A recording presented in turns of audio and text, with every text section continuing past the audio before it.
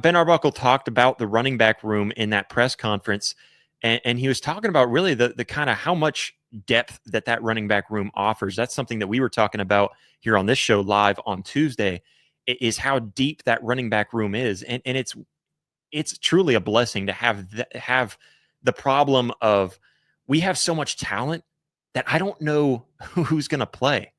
We have so much talent that I don't know how to spread it among all these guys. That's a blessing in of itself. It's kind of a curse in some ways, but overall, you have to be happy with that. He talked a lot about this. He even talked about the accountability that this running back room has. And Ben Arbuckle mentioned about how Javonte Barnes, Xavier Robinson, how they're really earning praise a lot for really their dependability and even their football IQ growing in that way.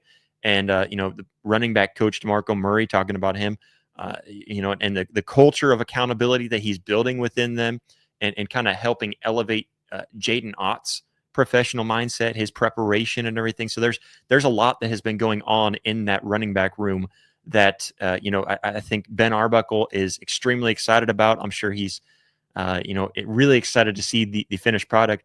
And if memory serves me correctly, the first time that he's going to be able to put Jaden Ott, I guess starting today, would have been the first time that he's able to put Jaden Ott out there on the field and in practice with this team. So he showed a lot of confidence there and talking about the running back room and all the depth. Again, that culture of accountability, that was something that he really brought up, and really excited, really happy and excited that he was mentioning the running back room the way that he was.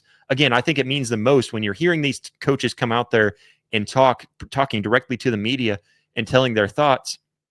Again, you can say the right things and not do the right things, but if you had any social media presence, I think it was today, social media presence today, seeing some of the things that were going on the field, man, there was a lot of good things happening on that field, on that practice field. So definitely something to be said about that running back room.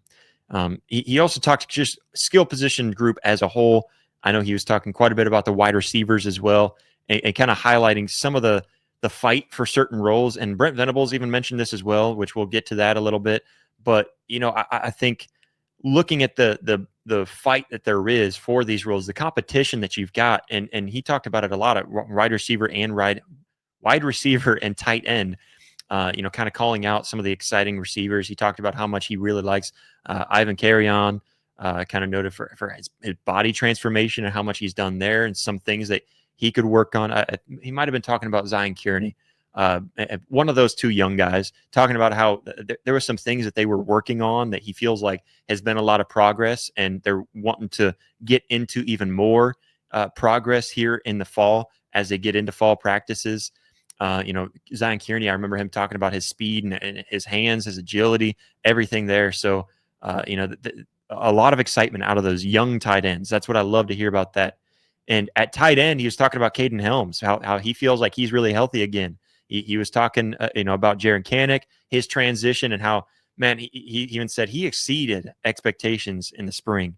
And now we're getting into fall. This is where you're really going to start to see some of the transition. So, the way that him and Brent Venables have talked about Jaron Kanik, I really do feel like you could see something there. You could see Jaron Kanik come out on the field. Again, in my expertise, I feel like Jaron Kanik lining up in that H-back position, like we used Dimitri Flowers. There was a couple others that came to the top of my head from way back.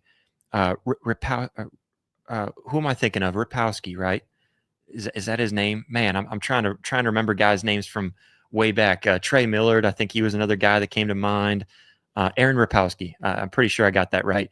But it's if you were to put Jaron Kanik in that position, this is just me speaking. This isn't anything. I don't think this is going to happen unless I've just got those mind waves with Ben Arbuckle and he ends up putting it out there into fruition. But if you were to put him into that position at H-back, man, I would love to see that kind of working in that, almost like that fullback, maybe more like a fullback H-back type of position, man. I would love to see Jaron Kanek back there. But him mentioning Caden Helms, his health, and how he seems like he's back to full speed again, that's really good to hear, because we need that guy. We need that guy in the tight end room to step up. And as I mentioned on Tuesday, I don't know how important it would be, how much of an importance the tight end position will be as a tight end, but you obviously always want that option there, because if things start to not work out, you need that tight end to fall back on. And that's your sure hands guy. That's your big man to use as your big wide receiver out there. So you definitely want that good, and in a good position. But a lot of things kind of pushing forward there in those skill positions, all that. So very excited about that. Happy about it.